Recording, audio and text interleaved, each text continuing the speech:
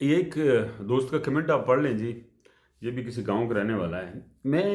मुझे इससे कोई इख्तलाफ नहीं, क्योंकि जहां हम पैदा होते हैं, जिस माहौल में हम रहते हैं, हमारी सोच ऐसी रह जाती है। गांव में रहने का सबसे बड़ा नुकसान ये है कि हम अन्न पानी के मोहताज होते हैं, और अन्न पानी से आगे हमारी सोच ही नहीं होती।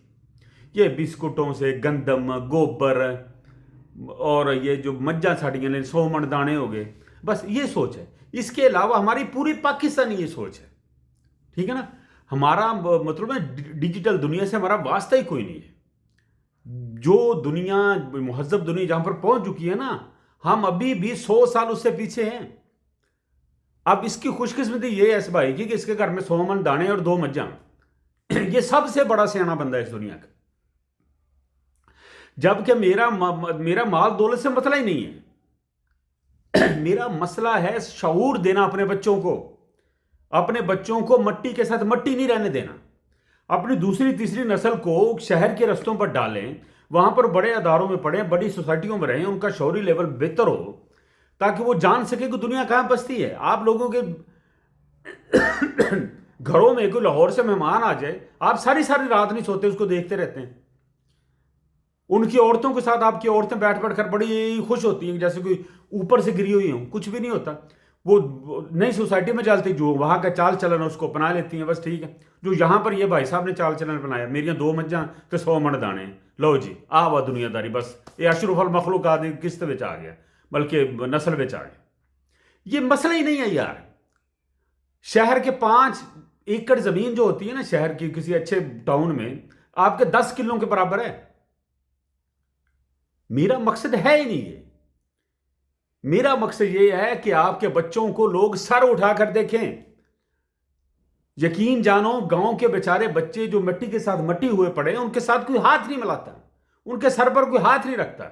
नफीस पढ़े लिखे बच्चे जब बड़े शहरों से आते हैं, लोग उनको गले लगाना चाहते हैं। यह फैक्ट है। आप और मैं हमेशा नफीस और सुलझे हुए बच्चों के साथ मिलना मिलाना पसंद करते हैं। उस बच्चे के साथ नहीं जो बहुत अच्छी बकरियां चराता है, जो बढ़िया अच्छियां छपड़ में मज्जा लड़ाऊंगा, उनसे उनसे नहीं। हमारा तो मुकाबला ही नहीं। हमारा तो मुकाबला मज्जा गांव का। हमारा मुकाबला इल्म से है ही नहीं, बड़े ग्राउंड से है ही नहीं। आप बड़े शहरों में अपने बच्चों को भेजो, यूनिवर्सिटियों में पढ़ें, फिर बड़ी बड़ी नौकरियां करें, वो वहां पर लोगों को देखेंगे वो क्या कर रहे हैं, उनकी कॉपी करें। बड़े शहरों में जाएं, बड़े मुल्कों में जाएं। ये जो आप 6 एकड़ लेके बैठे हैं ना, वो 6 मरबे खरीद सकता है बड़े मुल्क में जाकर। और इसको ये जो लॉ लगेगी ना, ठीक है ना, ये जो जो लगन आएगी बाहर जाने की, बाहर पढ़ने की, ये बड़े शहर में रहकर आएगी, क्योंकि वहां पर और लोग भी पढ़ रहे होंगे, उनको देखकर ये पढ़ेगा। ये नहीं कहेगा कि अम्मी अम्मी उन्होंने 4 बकरियां तो मेरियां 3 ना, मैनू भी 5 बकरियां लैके दो, मैं भी चराया करनी है, स्कूल मैं को नहीं जाना जूना।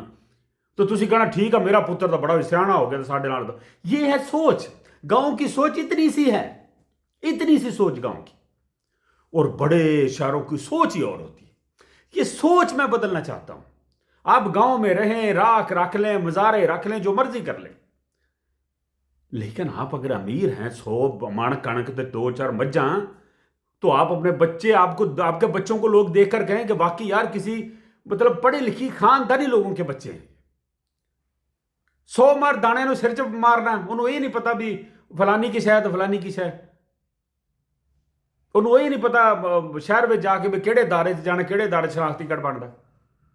तो ये कोई लकी नहीं है। लकी इंसान वो है जो इल्मी एतबार से अफजल है, बहुत बड़ा है, जिनसे सारी दुनिया जाकर बातें पूछे। हमारे होते हैं ना अफसर उफसर, तो हम कैसे उसको सर उठाकर देखते हैं। और हमेशा जो बड़े लोग बनते हैं ना, वो कई लोग गांव से ही शहरों में जाकर बन जाते हैं।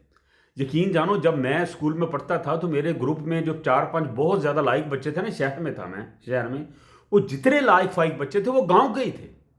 और उन्हीं गांव के बच्चों ने शहर में आकर फिर पड़ाव डाला मैट्रिक के बाद।